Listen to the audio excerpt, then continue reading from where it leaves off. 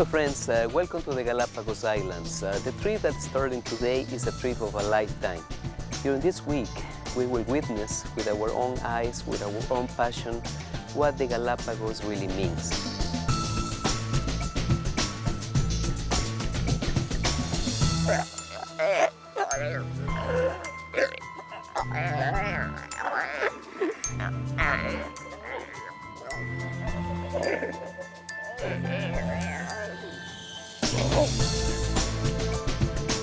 I've been here so many years, I'm still amazed by the facts that animals are so close to us. If there is something that you will remember after being in the Galapagos is this, that intimate contact you can have with wildlife.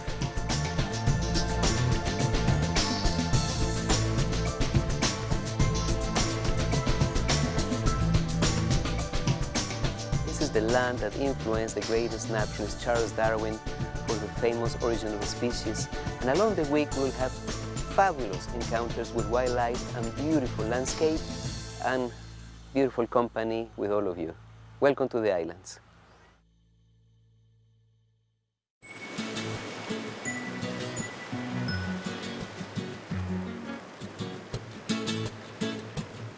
Welcome to the Galapagos Islands. We are now in this group of marvelous islands, approximately 600 miles off Ecuador. Today is our first day in this paradise. This is Santa Cruz. It's the second largest island in the Galapagos.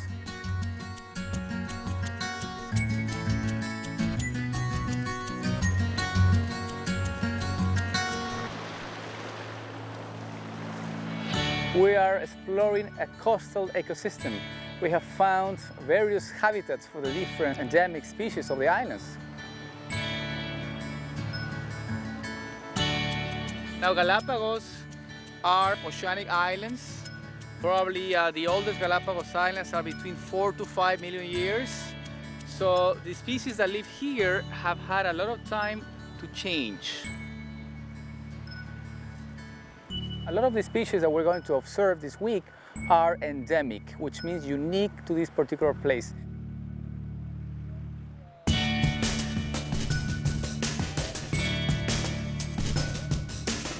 We also visited a brackish water lagoon where we found a solitary flamingo. So Galapagos is a place where magic things can happen. You get to see species coexisting together. Flamingos love to feed on small crustaceans that live in these lagoons. And apparently there's lots of food for flamingos here. They are already residents, and apparently this particular kind of flamingo, which is a greater flamingo, has already adapted to become an endemic subspecies to the islands.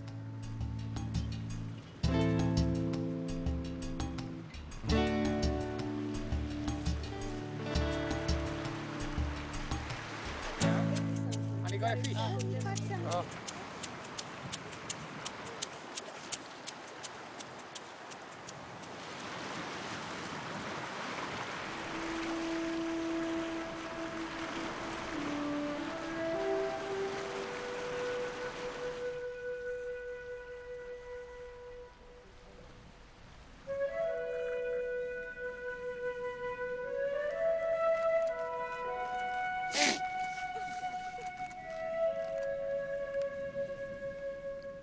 My name is Christian. I'm going to be your guide today, and we are in a beautiful, beautiful island. You know, this is a very tiny island, but very fragile ecosystem.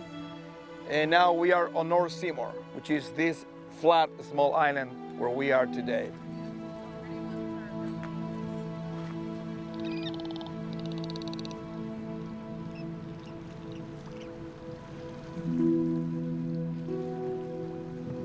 Geologically speaking, friends, Galapagos, it's so young. It means a few million years ago, America was there but no Galapagos, right? And Galapagos was formed by volcanoes.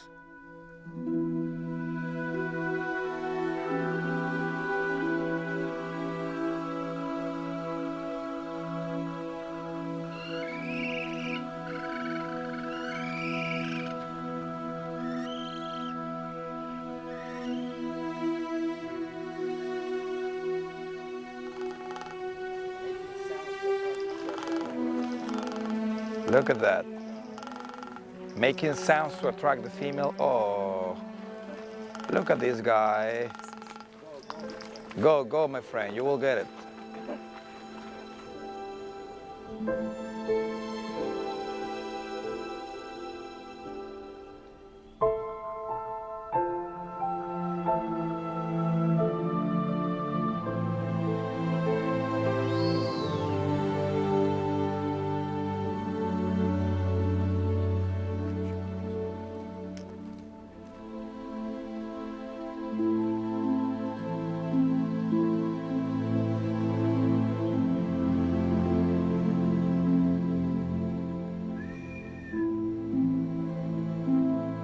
Look at these guys sprinting. I'm gonna make a sound like booby.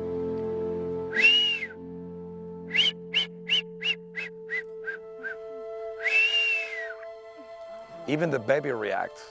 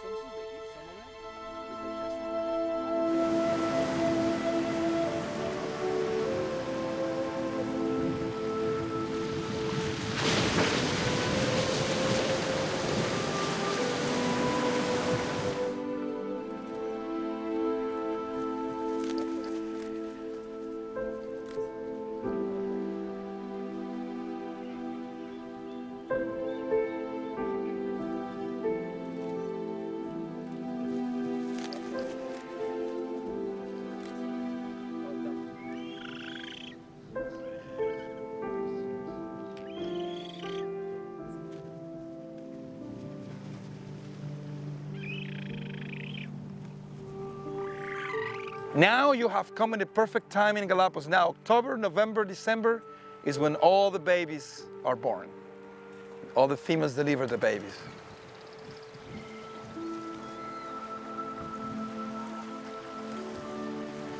Yeah, welcome. Whoa, look at this.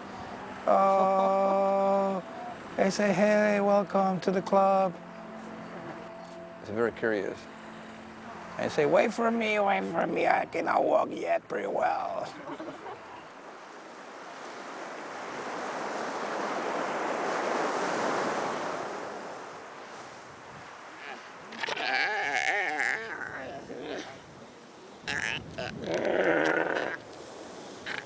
So this is our last activity of the day, and this afternoon we are on Rabbit Island. Rabbit Island has one of the most colorful beaches here in the Galapagos, making our day so special to finish here on Rabbit Island.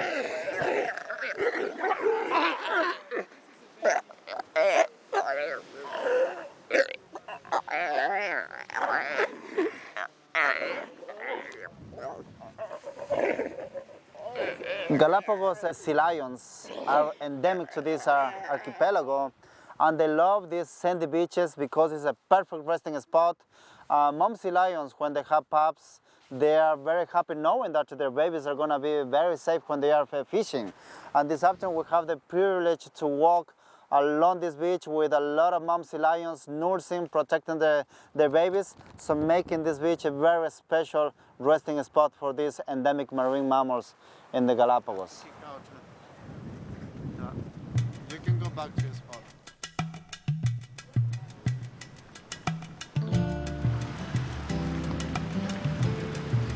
What's going on? Is he dying? No, it's choking, but no, they do that thing. So welcome to one of the most beautiful places in Galapagos. This is Fernandina Island. The big volcano you see over there is known as one of the most active volcanoes in the world. This is La Cumbre volcano that forms this pristine place called Fernandina. This is one of the most pristine places in Galapagos.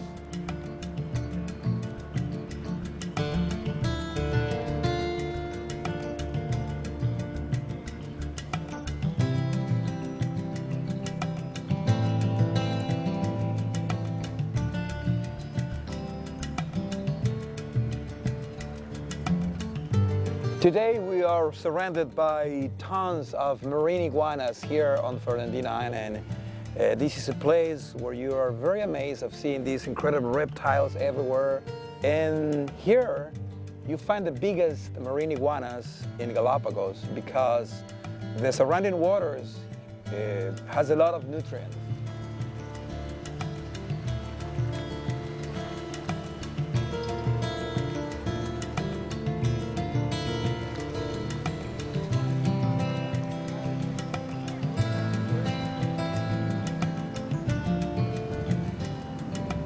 A few years ago, I went to the mainland of Ecuador and I saw my first flying cormorant.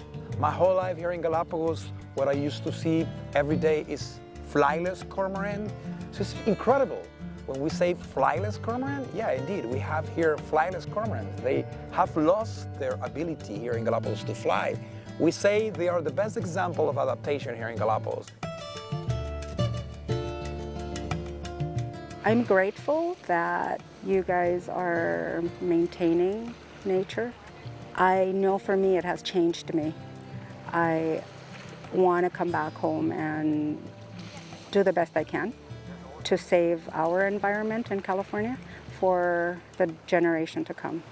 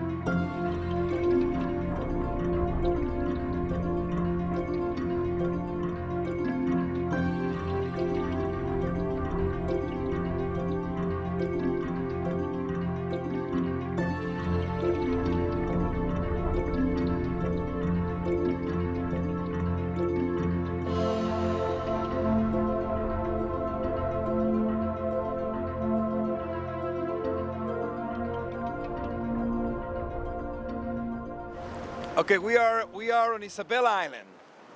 Isabella is the biggest island of Galapagos. We are at the foot of one of the most interesting places in Galapagos. This is Ecuador volcano, like the name of my country.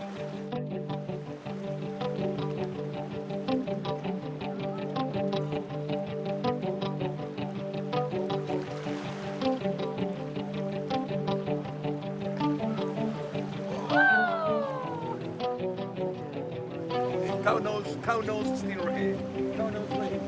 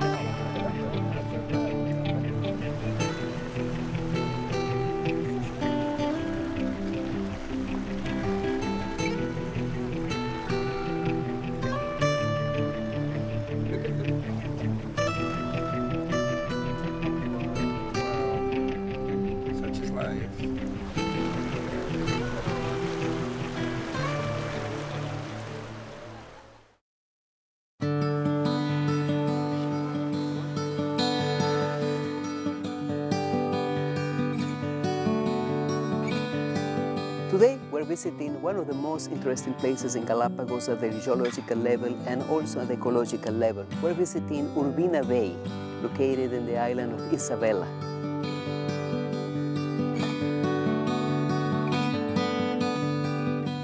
Here, as recent in 1954, a big surface area close to the shoreline was suddenly uplifted in a period of 2 weeks, and that by itself is amazing.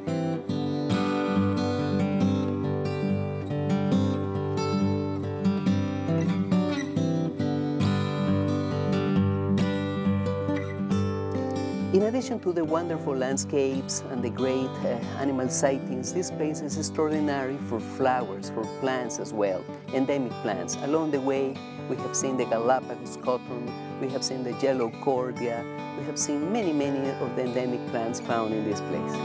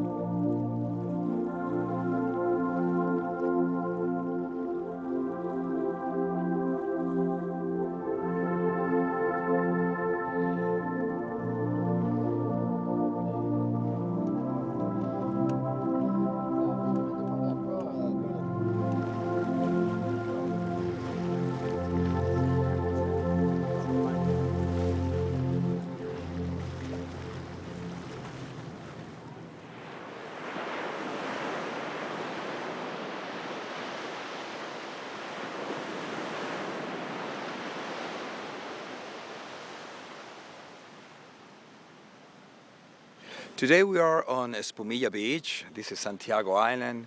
We have come here with several photographers early in the morning, and we say the early bird gets the worm. We have seen great things. Look at here, we have several of the hawks.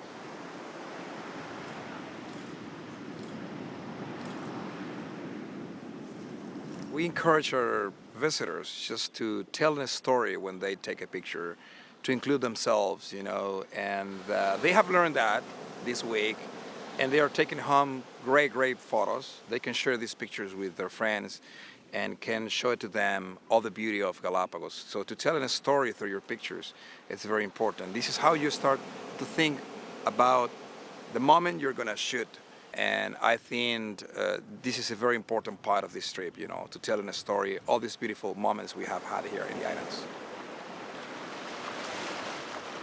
So all the nature is just amazing here in Galapagos. In my opinion, these islands are one of the best places for photography.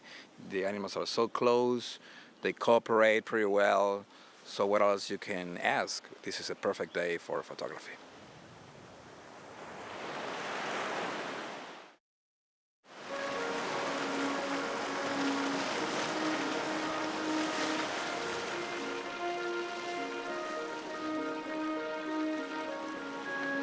Welcome to Puerto Egas, ladies and gentlemen. This is a location in the island of Santiago, which is the 4th largest island in Galapagos.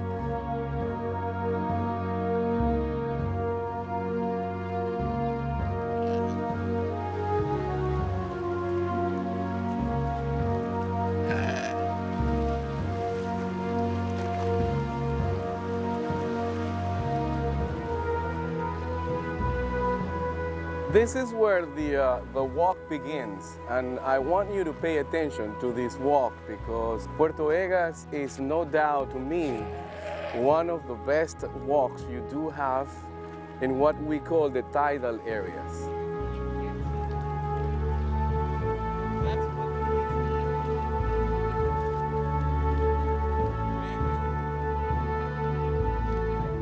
Did you hear that?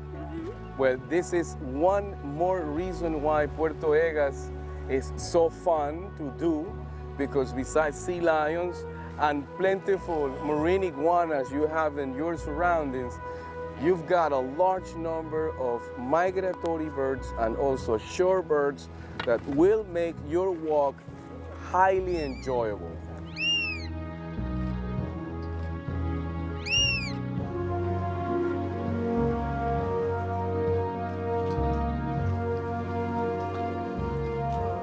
So we were very close to the total extinction of the Galapagos seals. In my opinion, it's a miracle, conservation miracle, that we actually saved the species.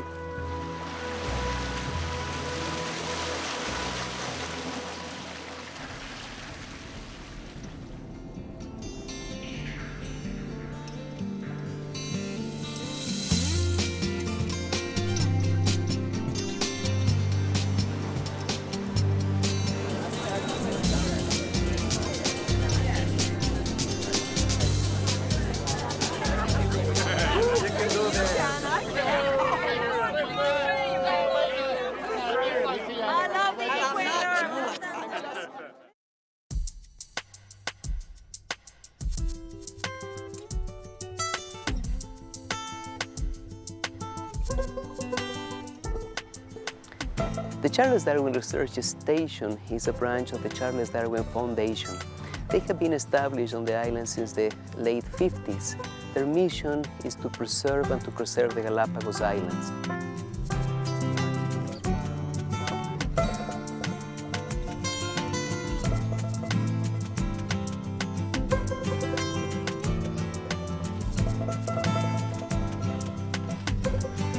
One of the main programs, among many others, like in education, entomology, the ocean, is the most emblematic program, the Galapagos giant tortoises, the restoration of these populations.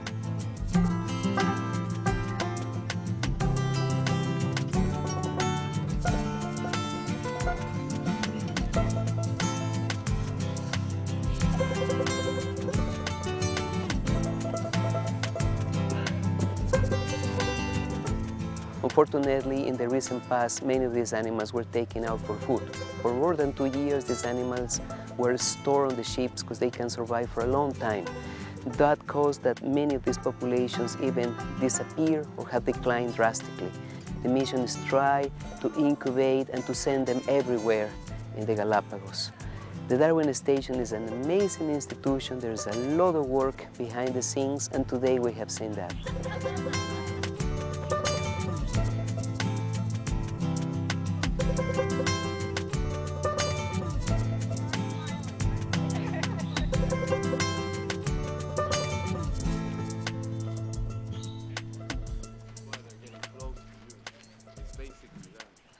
When you have the wasp close, you need to be careful. This green bean that has somewhere between 14 and 17% moisture. So, you see that? It's not as thick as molasses. This is Don Adrian. He is the owner of the farm, and he has been here since the early 1960s with his family. And doing a bit of agriculture. They have about 4 hectares. A hectare is a little over 2 acres, each hectare. So he's got about 4 hectares, coffee and sugarcane. Those are the main cultivated items here on this farm. High fructose corn syrup, and nothing is called, this looks like bronze or copper reduction. He has a wood fire going on right now with this, but as I mentioned, they'll use the dried sugarcane and they'll put that in there as fire. So every part of the sugarcane is utilized here. Now when you harvest the coffee, it's labor intensive because on one branch of a coffee tree, the first fruit to ripen, in comparison to the last fruit to ripen, it could be up to 2 to 3 weeks difference. The other method, instead of using a mill, is using what Don Adrian is using right now. This is guayabilla. It's almost like ironwood. So with the dried covering, the dry method, you're going to put this in here. This container was from World War II, from the Baltimore military base. I don't know what it was from, but it's some of the material he was able to obtain.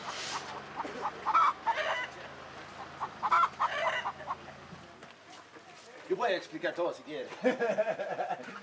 Ya yo soy experto ya. Strong stuff. The last part comes last. And its flavor.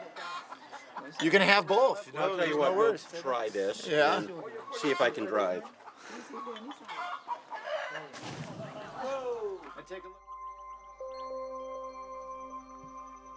We are in a very special place up in the mountains of Santa Cruz to see the Galapagos, these tortoises right here, walking freely and doing different things. This is the natural area where tortoises live.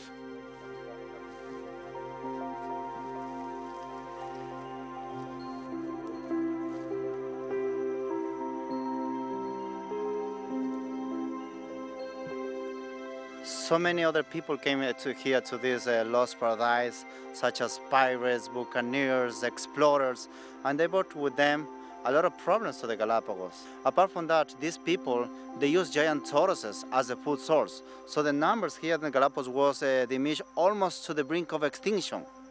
And thanks to the Charles Darwin Station and to the Galapagos National Park, these two institutions, they are working very hard in conservation. We can say, after 50 years of very hard work, we have tortoises roaming one more time in the wild. So that is our mission, to protect the Galapagos, because we want to send a message to the outside world that we can live together with the flora and the fauna of our planet.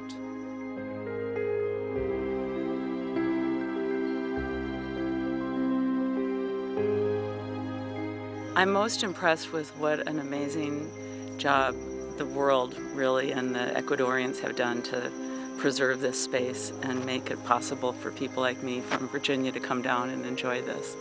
I'm really impressed with the preservation efforts that have taken place, along with looking for ways that people can live here as well.